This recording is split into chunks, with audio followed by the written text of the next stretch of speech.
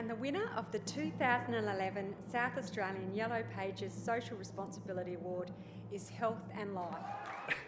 Well, thanks again, and I got a bit of customer feedback that my last 3 minutes was a long 3 minutes. But the good news is that this one's a lot shorter because I've covered off last time. Look, I'm a bit overwhelmed again. I can't believe we're back up here again. What can I say? Distinguished guests, gentlemen, ladies, this is fantastic. Yellow Pages, thank you very much. This is actually probably the most important award to me personally. You know, giving back to the community is a really big issue in the firm, and we all have that sense of responsibility, and we all need to share and participate in it. The Yellow Pages Social Responsibility Award, it's about making a real difference and reminding us all that we are all interconnected and interdependent on each other. Most importantly, giving back is a self-fulfilling experience. It defines our character, it makes us feel good about ourselves and each other, and it shows you care. Every business is contributing to a better society, and none of us operate in silos. And it's not just about you, me, it is also about our community. These aren't mutually exclusive concepts. It's another way of also saying thank you to your communities for the success that you've enjoyed and bringing them on board. It also defines who we are as a society. And I dedicate this award to all the volunteers in Australia that I come across in the Australian community, and particularly to my mother, who made it a point to me that this needs to be an integral part of my life, and I grew up in the Indian community in particular to always get involved. So as a firm, we're really, really proud to receive this, and we recognise all the voluntary efforts of the staff who've really, really helped us in our endeavours, and the resources that we've really put behind a number of community activities, both at a local and a national level. I always believe it's probably more important to give your time than just money. It's easy to write a cheque. Time is everything, and it's priceless. And it's not unusual for us to be spending 10 to 20 hours a month or more on pro bono work, whether it's on healthcare reform issues, education programs, working with non-for-profits, and in particular, my favourite's working with the netball community, and working and seeing the next generation of elite netball players, the rising stars. Some of you might ask, why did this whole netball thing start? And the person I blame is actually Kylie here.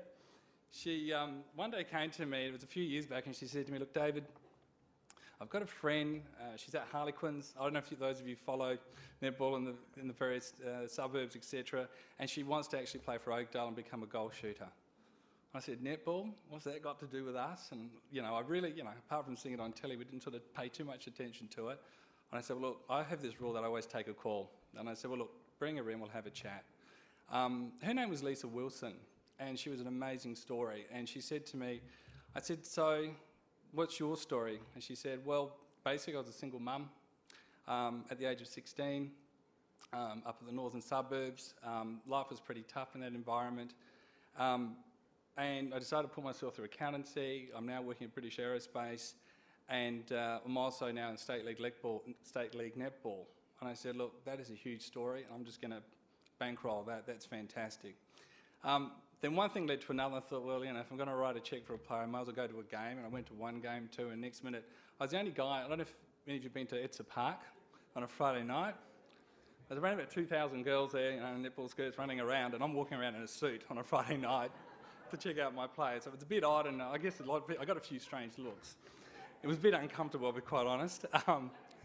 Then the president of the Oakdale club sort of noticed that I was a suit sitting in the crowd, and I said, look, I'm just watching my player, and asked me what I did for a living, and I think within 3 months he stitched me up with a 3-year deal. And next minute I'm sponsoring netball, and one thing led to another. I ended up on the board in that year. So look, and that's been a really fantastic experience, and we're really proud of being the naming rights sponsor for Oakdale and also for Phoenix. And there's another story there, those of you know about netball politics, and we've been heavily involved with them. But it's been terrific. And my work with netball yesterday and with my staff with it, I was also the chair of audit risk, dealing with government and loans and stuff like that. It's just been a real eye-opener. You just get so much back by volunteering yourself. Why is the focus on women? and we see that women are the most influential and underappreciated silent role models in any society. Sorry, guys. And their importance is not recognised, but I certainly recognise the role you guys do play. And we've got to recognise mums in particular. And when we look at mums, who are they doing? They're raising the kids, they're looking after hubby, they're looking after, the parents. Mums are the real social cohesion that exists in our society. So, they play a significant contribution to this community. We need to support them. We need to back them in whatever they're doing. Family-friendly environments, all those sorts of things are really important. And so it's time we start to thank them and empower them and give them a stronger voice. Thank you.